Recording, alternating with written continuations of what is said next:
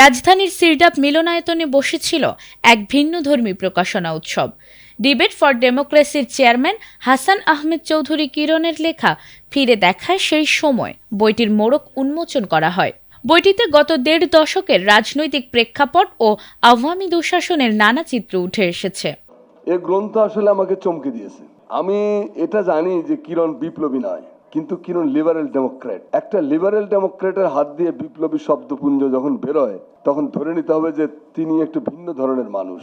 অনুষ্ঠানে প্রধান অতিথির বক্তব্যে তথ্য ও সম্প্রচার মন্ত্রী জহির উদ্দিন স্বপন বলেন, তত্ত্বাবধায়ক সরকার ব্যবস্থাকে সাংবিধানিকভাবে পুনঃপ্রতিষ্ঠা করে অবাধ নির্বাচনের যাত্রা অব্যাহত রাখা হবে। আর ইতিহাস থেকে শিক্ষা নিয়ে বিএনপি সরকার দেশে সুশাসন নিশ্চিত করতে লাগাতার কাজ করে যাবে। তিনি আরো বলেন, ফ্যাসিবাদী মনোজগতের মূল উপাদান কোথায় থাকে আরো ভালো করে বুঝতে হবে। আমি যত বেশি বুঝবো জানবো, তত বেশি ক্ষমতাসীন দল হিসাবে বা দলের নেতা কর্মী হিসাবে আমার মনোজগৎকে বা আমাদের মনোজগৎকে আমরা ভাইরাস মুক্ত রাখতে পারবো। এই অধ্যয়ন এবং এই ধরনের পুস্তক, এই ধরনের প্রকাশনা, এটি হচ্ছে সমাজে অ্যান্টিভাইরাস হিসাবে কাজ করবে, যাতে যেই সমস্ত রাজনৈতিক নেতা কর্মীরা আমরা ক্ষমতার নাড়াচাড়া করি বা করব, তারা ওই ভাইরাস থেকে মুক্ত থাকতে পারবো যদি ফিরে দেখা সেই সময়ের ইতিহাসের সঠিক শিক্ষাগুলিকে আমরা সঠিকভাবে চিহ্নিত করতে পারি। ডিবেট ফর ডেমোক্রেসির চেয়ারম্যান হাসান আহমেদ চৌধুরী কিরণ ফিরে দেখা সেই সময় প্রকাশনার প্রেক্ষাপট বর্ণনা করে বলেন, শেখ হাসিনা মনে করত তার জীবদ্দশায় আর কেউ রাষ্ট্র ক্ষমতায় আসতে পারবে না, কিন্তু জনগণই যে ক্ষমতার উৎস তা প্রমাণিত হলো জুলাই অভ্যুত্থানের মধ্য দিয়ে। তিনি আরো বলেছেন, তিনি দেশটাকে নিজের বাপের তালুক মনে করতেন এবং তার এই বাপের তালুক এবং তার অঙ্গুল ইশারার মাধ্যমে কিন্তু সারা দেশ পরিচালিত হতো। প্রত্যেকটি পাতাও কিন্তু মনে হতো যে শেখ হাসিনার ইশারা ছাড়া লুটতো না।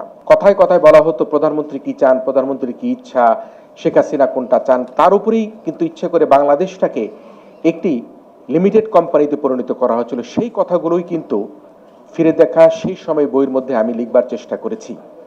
গুম, খুন, হত্যা, বিনা ভোটে নির্বাচন, কারচুপি নির্বাচন, কিভাবে আমরা দেখেছি যে সে সময় ইলিয়াস আলী, সাজিদুল ইসলাম সুমন সহ অনেককে গুম করা হয়েছে। সেই গুমের কাহিনীগুলো এখানে লেখা হয়েছে।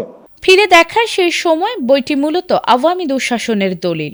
তৎকালীন সময় দেশের শীর্ষস্থানীয় বিভিন্ন জাতীয় দৈনিকে হাসান আহমেদ চৌধুরী কিরণের লেখা ৩৮টি নিবন্ধনের সংকলন এটি।